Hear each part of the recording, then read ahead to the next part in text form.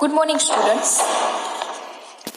આજે આપણે શેરના મૂલ્યાંકનની અંદર એક મહત્વનો ટોપિક લઈએ છીએ કે અધૂરા થયેલા શેરની કિંમત શોધવી. સ્ટુડન્ટ્સ, આજે આપણે આગળ જે બધું જોયું હતું કે વ્યાજબી કિંમત શેરની શોધવાની હતી, એની અંદર આંતરિક મૂલ્ય અને બજાર કિંમત બે વસ્તુ આપણે શું કરતા હતા, શોધતા હતા. તો ત્યાં છે ને શેરની પૂરેપૂરી રકમ ભરપાઈ, દાખલા તરીકે 100 રૂપિયાનો શેર હોય ને તો 100 રૂપિયા ભરપાઈ થઈ ગયેલા હોય, 10 નું હોય તો 10 ભરપાઈ થઈ ગયેલા હતા. પણ જ્યારે પરિસ્થિતિ એવી હોય કે 100 રૂપિયા નો શેર હોય અને 50 રૂપિયા ભરપાઈ થઈ ગયો, 50 રૂપિયા હજી લેવાના બાકી છે કંપનીને, બરાબર, એટલે કે ભરપાઈ નથી થઈ રકમ, તો એવી પરિસ્થિતિની અંદર આપણે એની કિંમત છે એ અધૂરા ભરપાઈ થયેલા શેરને આધારે અથવા તો અંશતઃ ભરપાઈ શેરને આધારિત ગણવી પડે.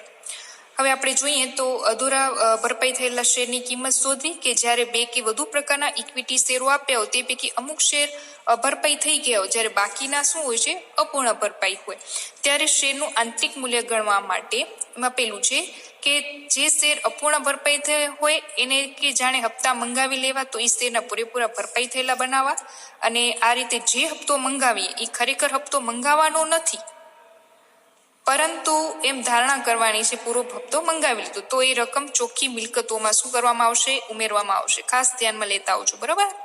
જો એ રકમ મંગાવવામાં આવી ગઈ હોય, એ રીતે ધારવામાં આવે તો એ ચોખ્ખી મિલકતની અંદર એ રકમ ઉમેરવામાં આવશે. બીજું કે આ રીતે જે કુલ ચોખ્ખી રકમ મળે છે એ બધા જ શેરની સંખ્યા વડે ભાગવામાં આવે છે, બરાબર. ચોખ્ખી મિલકતની જે રકમ મળશે એ બધા જ શેરની સંખ્યા વડે ભાગવામાં આવશે. તો આમ કરવાથી સંપૂર્ણ ભરપાઈ શેરની આંતરિક કિંમત શું થશે, મળશે. ત્રીજું કે સંપૂર્ણ ભરપાઈ શેરની આંતરિક કિંમત જે શેર અપૂર્ણ ભરપાઈ થયા છે તેના બાકી હપ્તાની રકમ બાદ કરવામાં આવે છે, અને આમ કરવાથી અપૂર્ણ ભરપાઈ શેરની કિંમત મળે છે, બરાબર. જે અપૂર્ણ ભરપાઈ થઈ ગયેલા હોય એમાં બાકી હપ્તાની જે રકમ હશે એ શું થશે, બાદ થશે. અને આવા સંજોગોની અંદર બજાર મૂલ્ય ઉપજના ધોરણે શોધવું તે નીચે મુજબ શોધાશે. સરેરાશ નફાને આધારે કુલ વસૂલાવેલી મૂડી પર ડિવિડન્ડનો દર શોધો, જે આપણે શોધીએ છીએ, અને સૂત્રનું મૂલ્ય તો ડિવિડન્ડનો દર છેદમાં અપેક્ષિત વર્તન દર ગુણ્યા શેર દીઠ વસૂલાવેલી કિંમત. ઓકે સ્ટુડન્ટ્સ, હવે અહીંયા કને જો તમને 12મું ઉદાહરણની અંદર બતાવવામાં આવ્યું છે કે 10,000 ઇક્વિટી શેર છે, 100 ભરપાઈ એટલે 10 લાખ. પછી 10,000 બ ઇક્વિટી છે, દરેક રૂપિયા 100 નું 60 ભરપાઈ છે એટલે 6 લાખ. 10,000 ક ઇક્વિટી શેર છે, દરેક ભરપાઈ એટલે કે 50 ભરપાઈ છે, તો એ 5 લાખ છે. ટોટલ 21 લાખ વસૂલાવેલી શેર મૂડી થાય. પછી સામાન્ય અનામત 6 લાખ, લેણદારો 3 લાખ એટલે 30 લાખ. પછી સરેરાશ નફો આપણને 2 લાખ અંદાજવામાં આવે છે, અને અપેક્ષિત વળતરનો દર 10%. હવે ચોખ્ખી મિલકતની પદ્ધતિ હોય તો શું પરિસ્થિતિ થશે, જુઓ કે ચોખ્ખી મિલકતની પદ્ધતિ હશે તો અહીંયા કને ચોખ્ખી મિલકતો 27, પછી અપૂર્ણ ભરપાઈ શેરના હપ્તા તો બ શેર અને ક શેર. હવે જો બ શેરની અંદર કેટલા 60 હતા ભરપાઈ અને ક માં 50 હતા, તો એના આધારિત બાકી હપ્તા આવશે 40 લેખેનો આવશે, બરાબર. 100 નો શેર હોય તો 40 હજી બાકી છે, તો 40 ગુણ્યા 10,000 એટલે 4 લાખ, અને 50 નું બાકી હોય તો 50 ગુણ્યા 10,000 એટલે 5 લાખ. તો ચોખ્ખી મિલકત હવે થઈ ગઈ 36 લાખ. તો હવે આંતરિક મૂલ્ય શોધવું હોય, પૂર્ણ ભરપાઈ શેરનું આંતરિક મૂલ્ય શોધવું તો 36 લાખ છેદમાં 30,000 શેર એટલે 120 રૂપિયા મળે. 30,000 શેર કયા કયા 30,000 છે, અ, બ અને ક, બરાબર, ત્રણેયના 10,000. હવે બ ઇક્વિટી શેરનું આંતરિક મૂલ્ય તો 120 રૂપિયા. હવે 40 રૂપિયા બાકી હપ્તો બોલશે. શું બોલશે, 40 રૂપિયા બાકી હપ્તો, એટલે એ રકમ આવશે 80, કારણ કે અહીંયા 40 લેખે હજી હપ્તા બાકી છે, અને અહીંયા 50 લેખે બાકી છે, એટલે આંતરિક મૂલ્ય કેટલું મળશે, 70. એટલે કે જે બાકી હોય, જે ભરપાઈ થઈ ગઈ હોય રકમ, દાખલા તરીકે 100 માંથી 40 રૂપિયા બાકી, 60 રૂપિયા ભરપાઈ થઈ ગઈ એટલે 40 બાકી છે, તો એ બાકી છે અહીંયા કને આવશે બંનેની અંદર. પછી ઉપજની પદ્ધતિએ જુઓ તો ડિવિડન્ડનો દર 2 લાખ નફો છે, 21 લાખ વસૂલાવેલી મૂડી ગુણ્યા 100 એટલે કે ડિવિડન્ડ મળશે 9.52%. હવે શેરનું મૂલ્ય ડિવિડન્ડનો દર છેદમાં અપેક્ષિત વર્તન દર ગુણ્યા વસૂલાવેલી શેર મૂડી, તો 9.52% ડિવિડન્ડનો દર હતો, અને 10 રૂપિયા શું આવશે, અપેક્ષિત વર્તન દર, અને 100 વસૂલાવેલી, જો 100 રૂપિયા વસૂલાવેલી મૂડી છે તો 95.20 મળે, હવે બ જે શેર છે એની 60 રૂપિયા છે એ મળ્યા છે એને, તો અહીંયા 60 રૂપિયા મૂકવાશે. 9.52 / 10 × 60 એટલે 57.12 અને કરનું મૂલ્ય કેટલું થાય 9.52 / 10 એટલે 50. જે તમારે અહીંયા જે રકમ આવે છે એ જ રકમ અહીંયા કને 60 અને 50 છે, તો એના આધારિત જ દાખલો ગણાશે. તો આ માત્ર તમને એક ઉદાહરણ સાથે બતાવેલું કે આવી રીતના છે. હવે એક મહત્વનું ઉદાહરણ છે એ આપણે જોઈએ. તો ઉદાહરણ નંબર આપણે જોઈશું 15.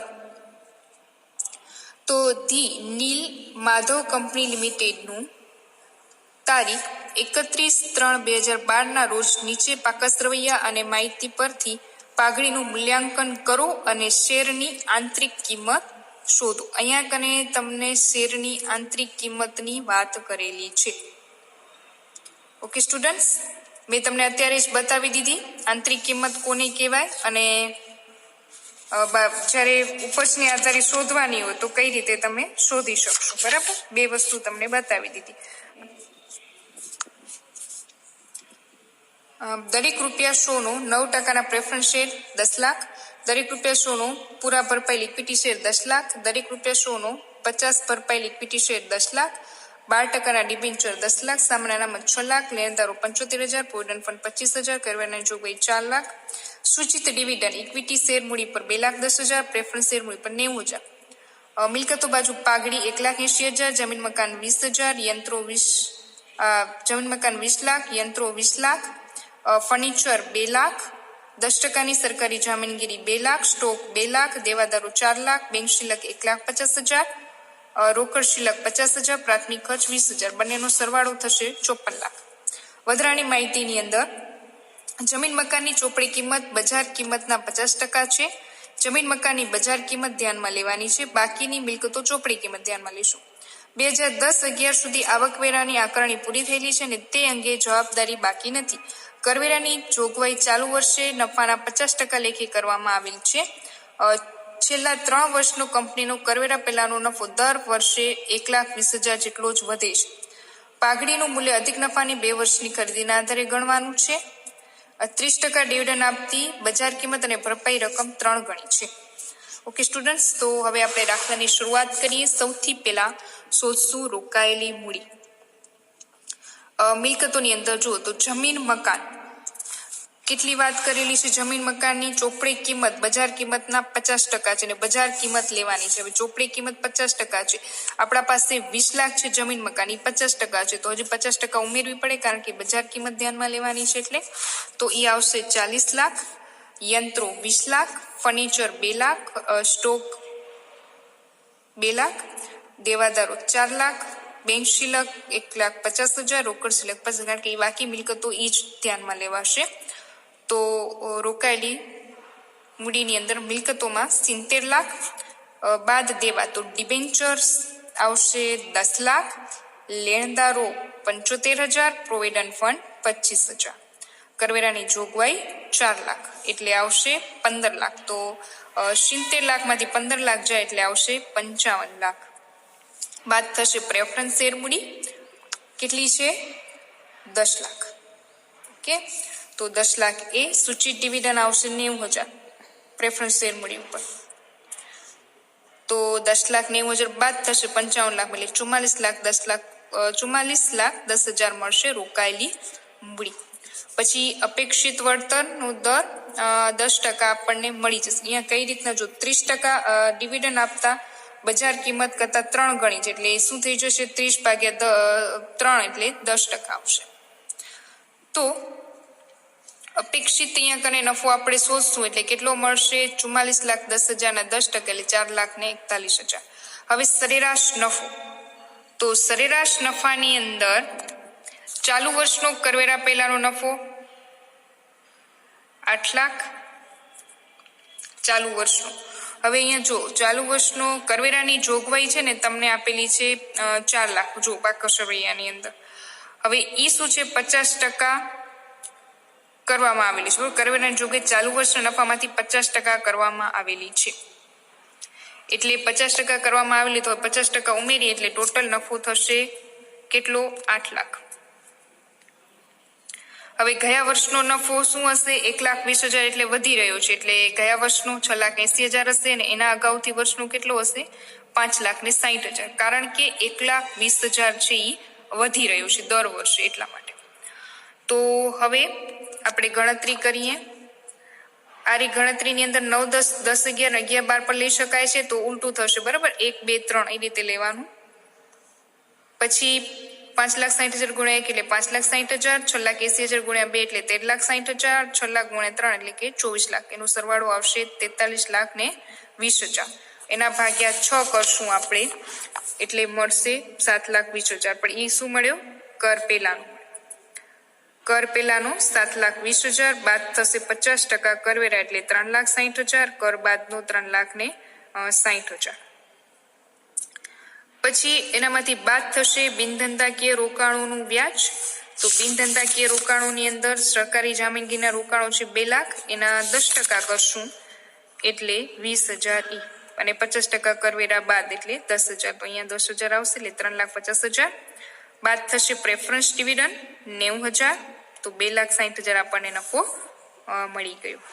હવે અધિક નફો, સરેરાશ નફો માઇનસ અપેક્ષિત નફો. સરેરાશ નફો 2,60,000, અપેક્ષિત નફો 4,41,000, એટલે અહીંયા જે મળશે એ માઇનસમાં મળશે 1,81,000. અહીંયા અધિક નફો શું છે? ઋણ છે, એટલે કે અધિક નફો નથી, પાઘડી હોઈ શકે નહીં. તો પાઘડી કેવી ગણાશે? શૂન્ય ગણાશે, બરાબર? આ એક ખાસ એક ટોપિક જોઈ લેજો આ રીતના આવે તો. હવે આપણે આંતરિક મૂલ્ય શોધવાનું છે. તો સૌથી પહેલા આપણે શું કરશું? ચોખ્ખી મિલકતો. તો પાઘડી માટે ચોખ્ખી મિલકતો આપણે 44,10,000 લીધી હતી, પાઘડી નથી. અને બિનધંધાકીય રોકાણ જે આપણે આગળ વ્યાજ ગણ્યું હતું, બરાબર? તો અહીંયા વ્યાજ જે ગણ્યું હતું તો એના આધારિત આવશે 2 લાખ.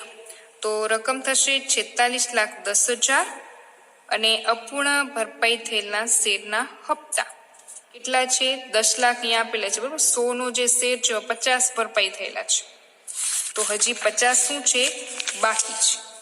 તો 50 બાકી હશે એટલે 10 લાખ હજી શું છે? બાકી છે, બરાબર? અહીંયા કને જો શેરની સંખ્યા ગણવી હોય તો 10 લાખ ભાગ્યા 50 કરો તો આપણને શેરની સંખ્યા મળશે. ઠીક છે? તો શેરની સંખ્યા મળી એના ગુણ્યા વળી પાછું કરવી પડશે રકમ. તો 10 લાખ એ અપૂર્ણ ભરપાઈ શેરનો હપ્તો મળશે એટલે 56,10,000 આવશે. હવે પૂર્ણ ભરપાઈ થયેલો જે શેર છે તો એનું આંતરિક મૂલ્ય 56,10,000 ભાગ્યા 30,000 છે. 30,000 શેર કઈ રીતના થશે? તો અહીંયા કને આ જે શેર છે, બરાબર, આ 10 લાખ મૂડી ભાગ્યા 100 કરો એટલે 10,000 અને 10 લાખ ભાગ્યા 50 કરો એટલે 20,000, બરાબર? અહીંયા કેટલા? 20,000 અને અહીંયા 10,000. તો ઈ બંને થઈને ટોટલ થશે 30,000 એટલે 30,000 શેર એટલે 187 રૂપિયા મળશે. પછી અપૂર્ણ ભરપાઈ શેરનું મૂલ્ય તો 187 એટલે 50 બાકી હપ્તો બાદ થશે 137 મળશે અપૂર્ણ ભરપાઈ. આ પૂર્ણ ભરપાઈની વાત કે જ્યારે શું કર્યું કે પૂરું ભરપાઈ થઈ ગયેલું એની વાત હતી. પૂર્ણ ભરપાઈનું 137 રૂપિયા. હવે કુલ શેરની સંખ્યામાં પૂરા ભરપાઈ થયેલા શેરમાં 10 લાખ ભાગ્યા 100 એટલે 10,000 અને અપૂર્ણ ભરપાઈ 10 લાખ ભાગ્યા 50 એટલે કે 20,000, જે તમને આગળ મેં કીધું હતું, બરાબર? તો આ જે દાખલો હતો ને એ માત્ર શું હતો? આંતરિક કિંમત વાળો દાખલો હતો. ઓકે સ્ટુડન્ટ્સ, હવે આંતરિક કિંમત વાળો દાખલો એ હતો. હવે આપણે જ્યારે નેક્સ્ટ જોઈશું ને દાખલો, એનામાં આંતરિક કિંમત પણ હશે અને ઉપજ કિંમત પણ હશે અને ઘણી વખત વ્યાજબી કિંમત પણ શોધવાની હશે. એવો મોટો દાખલો જોઈશું. Okay students, thank you and tech